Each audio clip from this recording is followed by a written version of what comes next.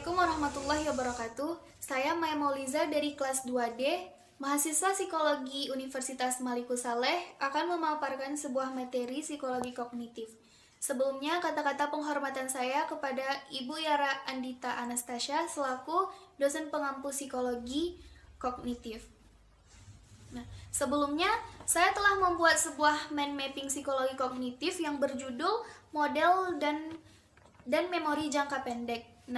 Mind mapping ini memudahkan saya untuk mengingat materi yang saya pelajari. Yang pertama itu ada memori. Memori merupakan sebuah elemen pokok yang sebagian besar terkandung dalam proses psikologi kognitif.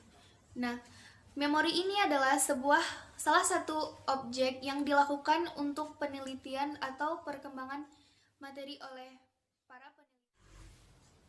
Sebagai sebuah objek penelitian, memori dahulunya pernah diabaikan ketika dunia psikologi Amerika lebih tertarik kepada teori behaviorisme.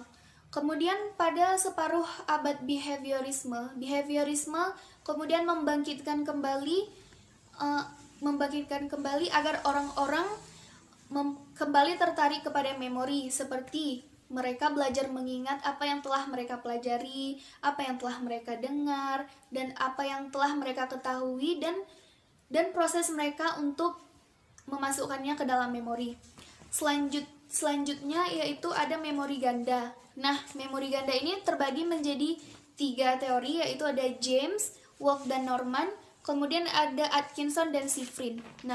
Di mana James, yang pertama itu ada James, yaitu di mana saat James membedakan memori langsung menjadi memori primer dan memori yang tidak langsung menjadi yang ia sebut sebagai memori sekunder. Kemudian ada Wolff dan Norman. Wolff dan Norman ini mengemukakan sebuah model, yaitu model behavioral modern. Model behavioral modern ini mencakup 2 memori atau auditorial, yaitu yang pertama memori yang telah dikembangkan oleh James tadi, yaitu memori primer dan memori sekunder. Selanjutnya ada memori jangka pendek. Memori jangka pendek ini sangat berperan penting dalam pemrosesan memori. Karakter lain dari memori jangka pendek ini adalah kapasitas penyimpanan memori yang sangat sedikit dan kapasitas pemrosesan memori yang sangat sedikit. Kemudian tidak hanya itu, terjadi pertukaran konstan yang terjadi antara pembuatan memori atau pemrosesan memori dengan proses penyimpanan memori. Selanjutnya ada neuroscience kognitif. Neuroscience kognitif ini adalah penemuan-penemuan neurofologis yang meyakinkan bahwa setiap memori itu memiliki tempatnya masing-masing di dalam struktur otak manusia. Kemudian studi-studi neurofologis ini dilakukan secara bersamaan dengan eksperimen yang dilakukan oleh Vernon, yaitu eksperimen suami istri. Tetapi eksperimen tersebut atau studi-studi neurologis tersebut melibatkan pasien klinis yang sebelumnya telah mengalami seperti trauma fisik atau cedera fisik. Kemudian selanjutnya ada memori kerja. Yang terakhir ada pengambilan informasi dari STM. Pengambilan informasi dari STM ini, di era modern ini, pengambilan informasi sangat dipengaruhi oleh teknik eksperimental yang telah dikembangkan oleh seorang ilmuwan sebelumnya yang bernama Saul Steinberg pada tahun 1966 sampai dengan 1969. Pengambilan informasi yang dikembangkannya ini berupa teknik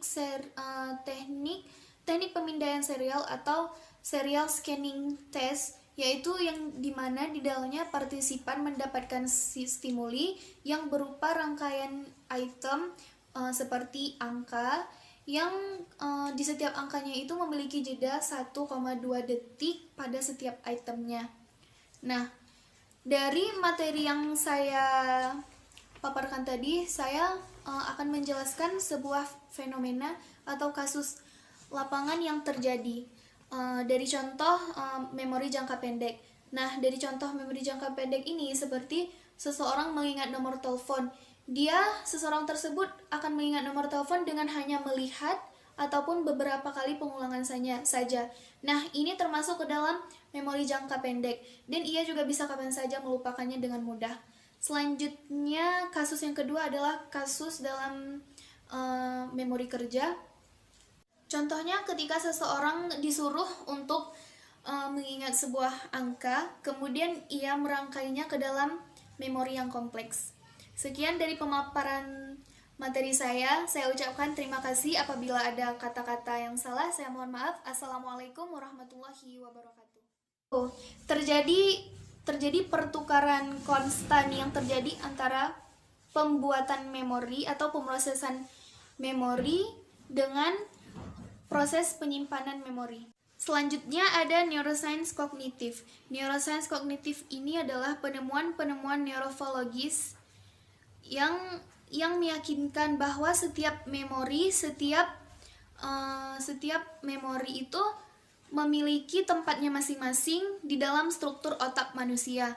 Kemudian studi-studi neurofologis ini dilakukan secara bersamaan dengan eksperimen yang dilakukan oleh Vernon, yaitu eksperimen suami istri.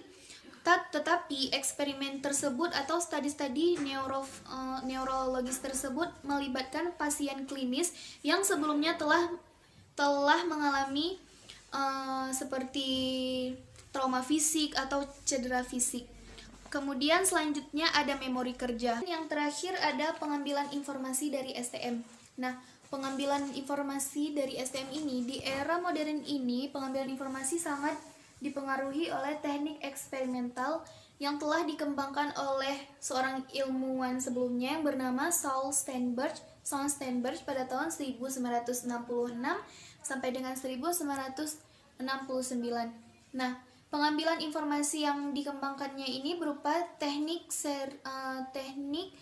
pemindaian serial atau serial scanning test, yaitu yang dimana di dalamnya partisipan mendapatkan stimuli yang berupa rangkaian item seperti angka yang di setiap angkanya itu memiliki jeda 1,2 detik pada setiap itemnya. Nah, dari materi yang saya paparkan tadi, saya akan menjelaskan sebuah fenomena atau kasus lapangan yang terjadi dari contoh memori jangka pendek. Nah, dari contoh memori jangka pendek ini seperti seseorang mengingat nomor telepon. Seseorang tersebut akan mengingat nomor telepon dengan hanya melihat ataupun beberapa kali pengulangan saja. Nah, ini termasuk ke dalam memori jangka pendek dan ia juga bisa kapan saja melupakannya dengan mudah. Selanjutnya, kasus yang kedua adalah kasus dalam memori kerja. Contohnya ketika seseorang disuruh untuk mengingat sebuah angka, kemudian ia merangkainya ke dalam memori yang kompleks. Sekian dari pemaparan materi saya ucapkan terima kasih. Apabila ada kata-kata yang salah, saya mohon maaf. Assalamualaikum warahmatullahi wabarakatuh.